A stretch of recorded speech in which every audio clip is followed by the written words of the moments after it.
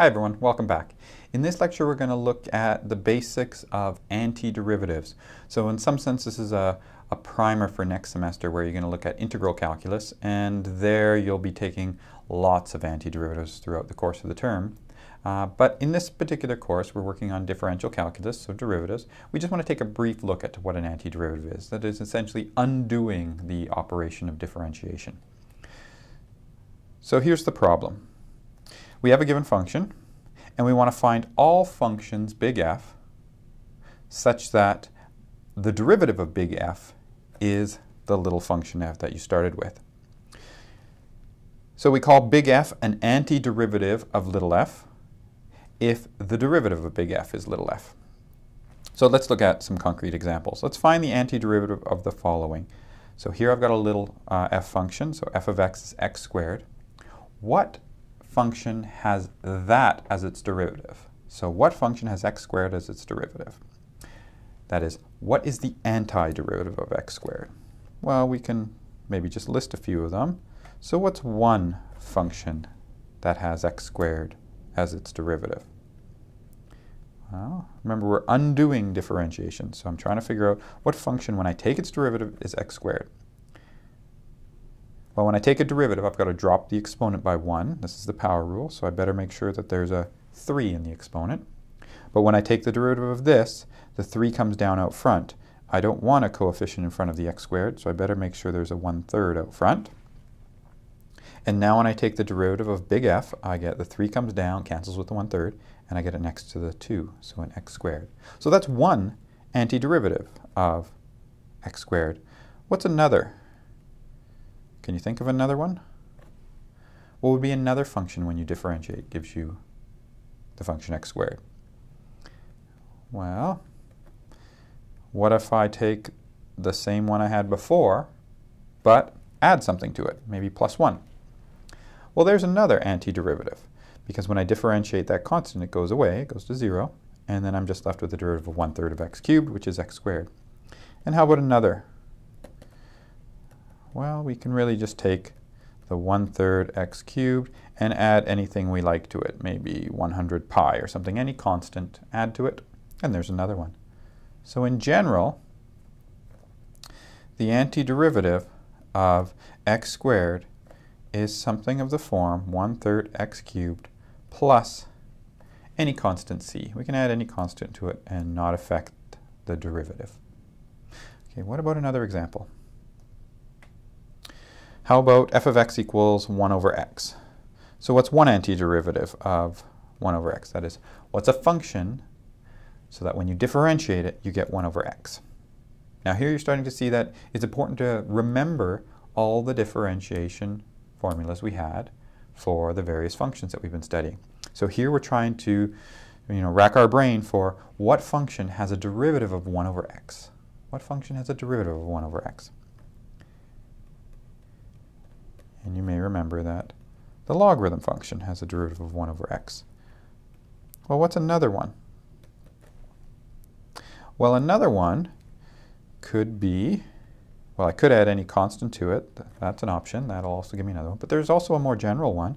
The logarithm of x has a derivative of 1 over x, but so does the logarithm of absolute value of x. That has a derivative of 1 over x. And we could take that previous one and add any constant we like to it, so maybe plus 5. And there's another antiderivative. So in general, the antiderivative of 1 over x is the logarithm of the absolute value of x plus any constant c, it seems. Okay. How about this next example? Show that all antiderivatives of x to the n, where n is not equal to -1, because essentially we've already considered the case when n is -1 in the previous example. That was 1 over x. When f of x is x to the n, where n is not equal to -1, are given by 1 over n plus 1 x to the n plus 1. So we need to show that all the antiderivatives are of this form. Well, let's just check. Is that function, big F, an antiderivative of little f? Well, we take its derivative and see what happens. plus c there. When I take its derivative, I get x, the n plus 1 comes down, cancels with the n plus 1. I get a new exponent of n plus 1 minus 1, so that just becomes n. And so that is f of x. So f is an antiderivative of little f. Now notice it's saying show that all antiderivatives are of this form. Well, we've just shown that this is an antiderivative for various values of c. It's an antiderivative of little f. But how do we know that all antiderivatives of little f are of this form? Well, suppose g of x is an antiderivative of little f of x. What I'd like to show is that g of x also has to be of the same form as big F. Well then, that means that the derivative of big F and the derivative of big G are the same. They're equal to little f of x. Okay, so if big F and big G have the same derivative, what can we say about big F and big G? Well, we had a result from basically a consequence of the mean value theorem that if we have two functions such that their derivatives are the same, then the functions themselves have to be equal up to addition of a constant. So then this is true, and so f of x is equal to, well, maybe I'll phrase it in this way, then g of x is equal to f of x plus some constant. Maybe I'll put a d here. Some constant d. This was from a consequence of the mean value theorem. The consequence being that if we have two functions have the same derivative, then the functions themselves differ up to a constant. Okay, so g must be f plus a constant. But f is really 1 over n plus 1, x to the n plus 1 plus a constant. So really g is of this form as well. So any antiderivative of x to the n must have the form 1 over n plus 1 x to the n plus 1 plus c. Okay, so the key thing to note here is that when you are working on the problem of differentiation, you have a function, there's a unique derivative. There's only one derivative. It's the one you find, by whatever means you can, probably differentiation rules, but possibly going back to the definition of derivative. On the other hand, this problem of finding antiderivatives, we've seen in all these examples that for a given function, there are infinitely many different antiderivatives, and they all really are equal up to each other, up to a constant, up to addition of a constant. And I've sort of outlined why this is the case, but let's actually state that as a general theorem. If capital F is an antiderivative of little f, then the most general antiderivative of little f is any antiderivative you can find, big F, plus an arbitrary constant. So if you're looking at trying to find an antiderivative of a function, go and find one, any one you possibly can. And every antiderivative will be that one up to addition by a constant. Okay, and that was by a consequence of the mean value theorem. So that means when we're listing antiderivatives, such as what I'm doing in this next table, I'm listing antiderivatives. I've got the function little f on the left-hand side, and then the antiderivative big F on the right-hand side.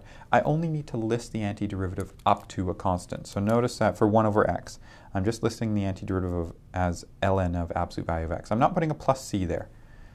We're just keeping in the back of our mind that once we know one antiderivative, we can get any other one by just adding plus c. So it really only makes sense to list one antiderivative. Okay, so what's the antiderivative of e to the x? Well, it's e to the x. The key to reading this table, or at least generating this table, is to note that if you go in this direction, this is really just differentiation. So this table is really just doing things backwards. Same with in the second two columns. Going this way on the table is differentiation, so going the other way is antidifferentiation. So what's the antiderivative of cosine? Well, I have to think, what function has a derivative of cosine? The sine function has a derivative of cosine, therefore the antiderivative of cosine is sine. So That's how you're going to read this table.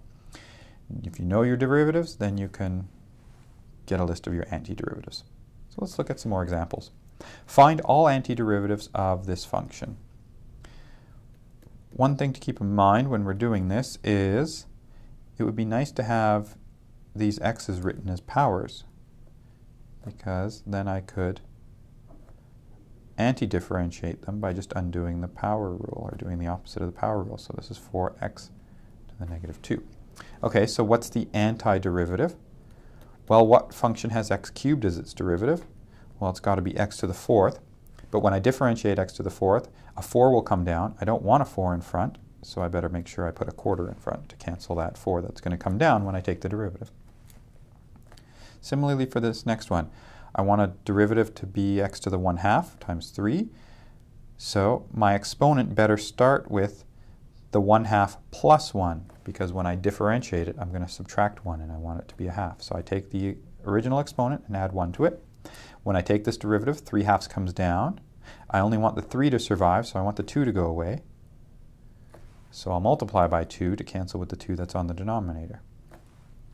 And the last one, what has a derivative of x to the negative 2? Well, that would be x to the negative 1, because when I differentiate this, I subtract 1 and I get the negative 2. I want negative 4 to be my coefficient. When I differentiate, negative 1 comes down. So I better make sure I have a plus 4 there, so that when I take its derivative, I get a minus 4 as the new coefficient, and then x to the negative 2. I've done each term, and I add c on the end, and there are all the antiderivatives of that function. Let's look at the next example. Find f if the derivative is 2 cos 3t plus 5 sin 4t plus 3e to the t. So what is f? Well, I need to know the antiderivative of cosine of 3t. Well, here I've got to essentially undo differentiation, as well as undoing a possible chain rule. So when I take a derivative, I want a cosine to appear. That means I better start with the sine function. The derivative of sine is cosine 3t. Then I'd have to multiply by the derivative of the inside, which is 3. That's the chain rule. But I don't want the 3 to survive. I want a 2 out front instead. So I'm going to put a 2/3 in front, so that when the 3 comes out, it cancels with the 3 on the denominator and just leaves the 2 as the coefficient. Similarly for the next one, the derivative, the function whose derivative is sine would be negative cosine. When I take the derivative of cosine, it becomes a negative sine 4t, but then there's a 4 that comes out. I don't want the 4 to survive. I want a 5 there in its place, so I need a 5/4. And then I need the negative sign out front, because of the negative that's coming out of the derivative should combine with it to give me the plus sign. And then next is 3e to the t. Well, what has a derivative of e to the t? That's just e to the t, so that's 3e to the t still. And then we have our plus a constant. So we've got our function f, which has that as its derivative. Which of the functions, so that's part A, which of the functions that we've just found also satisfy the additional property that f of 0 is 0? Well, we want 0 to be f of 0, so that means we want 0 to be 2/3 sine of 0, well that's just 0, minus 5/4 cos of 0, well, that's just 1, plus 3e to the 0, well that's just 1, plus c. So we want 0 to be 2/3, well that's actually times 0, so that was 0, minus 5/4 plus 3 plus c. Or in other words, we want c to be 5/4 minus 3, or 5/4 minus 12/4, or negative 7/4. That's our value of c that satisfies this extra condition that f of 0 is 0. So what that means is that f of t is equal to 2/3 sine 3t minus 5/4 cos 4t plus 3e to the t minus 7/4 is the function that has the property that f of 0 is 0, and its derivative is the function given in part A. Okay? So the thing to keep in mind here is when we anti-differentiated, we introduce a constant, and then we use the information given to figure out what the value of that constant had to be. Okay, and this next question says, we've got f such that f double prime is 2e to the negative 2x plus 5. And we want to find the particular function who has f double prime of this and these two values. F of 0 is 3/2, f prime of 0 is 1. So here's f double prime, 2e to the negative 2x plus 5. Now, if that's f double prime, f prime we get by anti-differentiation. So what function has this first term in its derivative? Well, the derivative of an exponential is just itself. But when I differentiate this, I also have to use the chain rule, so I had to get a negative 2 popping out. And I only want a 2 as my coefficient, so there should be a negative in front. The derivative of this would therefore be e to the negative 2x times negative 2. The negatives would cancel, and that just leaves you with the 2 up front. What has a derivative of 5? That would be 5x. And then there's this plus constant, plus c on the end. Now we want the value of c so that f prime of 0 is 1. And what does that mean? Well, it means we want 1 equal to negative e to the 0 plus 5 times 0 plus c. Or in other words, c is equal to, well, that would be 1. So bringing the 1 over to the other side, that c is equal to 2. So we have that f prime of x is negative e to the negative 2x plus 5x plus 2. So that's what f prime of x is. We want to find what f is. So we need to anti-differentiate again. And here it's e to the negative 2x. When I differentiate this, I get a negative 2 coming out from the chain rule, but I only want the negative sign to survive. I only want to have a negative 1 as a coefficient. So I'm going to put a 1/2 in front to get rid of the 2 that comes out. Antiderivative of x is x squared, so that's a 5/2 x squared plus a 2x plus another constant that we get from anti-differentiation. And now we want to figure out what the value of that constant is. So that f of 0 is 3/2. So f of 0 is 3/2 means that 3/2 better be 1/2 plus 0, because when x is 0, x squared 5/2 is 0. 2 times 0 is 0 plus d, or in other words, d is equal to 1. So therefore, we found our function f of x to be 1/2 e to the negative 2x plus 5/2 x squared plus 2x plus 1. There's our function that has the property that its second derivative is 2e to the negative 2x plus 5, and such that f of 0 is 3/2 and f of 1 is, f prime of 0 is 1. So let's look at this final example. This one's coming from physics, and if you read through the question, so we have skid marks made by an automobile indicate that its brakes are fully applied for a distance of 160 feet before coming to a stop. Suppose that the car in question had a constant deceleration of 20 feet per second squared under the condition of the skid.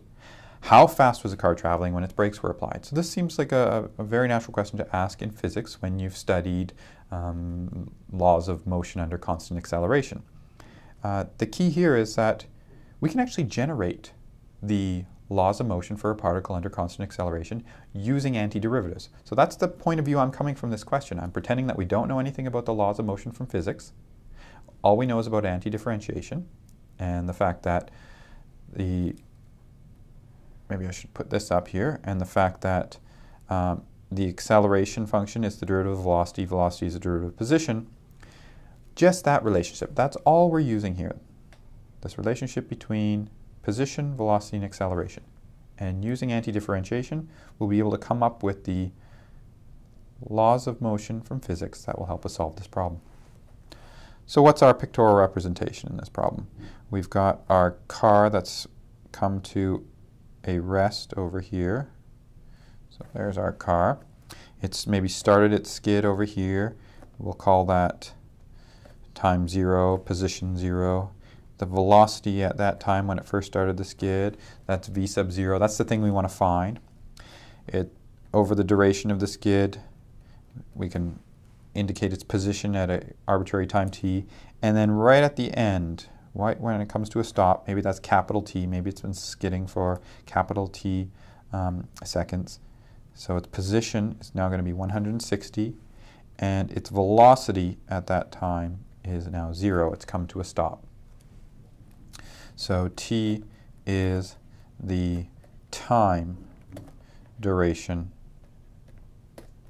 of the skid, how long it took from applying the brakes to come to a stop. Okay, so what do we know about the quantities in question here? Well, we know that acceleration at time t, that's constant. That's a constant deceleration of 20 feet per second squared, so that's negative 20. Velocity. Velocity has the property that's derivative of acceleration, or in other words, the velocity is the antiderivative of acceleration. So I can anti-differentiate negative 20 to get negative 20t plus a constant, which we're going to call v naught, because when I plug 0 in, I get v of 0 is negative 20 times 0 plus that constant. So the constant is the initial velocity. So that's v naught. And lastly, the position s of t is the antiderivative of the velocity. So that would be negative 10t squared, that's the antiderivative of negative 20t, plus v naught t plus, well, plus a constant. And the constant would be s sub 0, because when I plug 0 in for s, it would be 0 plus the constant of antidifferentiation, which would be the position at time 0, which s of 0 is 0, because that's where we're measuring position from. So this is 0, and so this is negative 10t squared plus v naught t. So that's s of t. These are the laws of motion that you would typically see in physics under a particle moving under constant acceleration. The point is we just derived these from antidifferentiation. Very cool. We got these laws from physics by just using antidifferentiation. Okay, so now what do we want? Well, we know that v of capital T is 0.